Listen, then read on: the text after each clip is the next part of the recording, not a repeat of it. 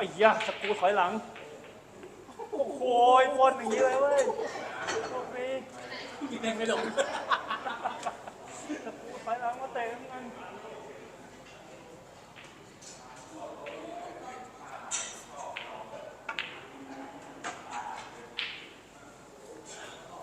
อ้าว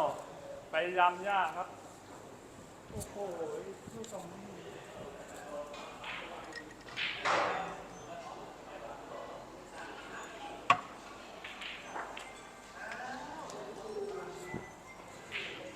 ลูกนี้ต้องขอทีเซอร์ครับผม โอ้โหสกูมากินสกูมาเตะน้ำเงินก้น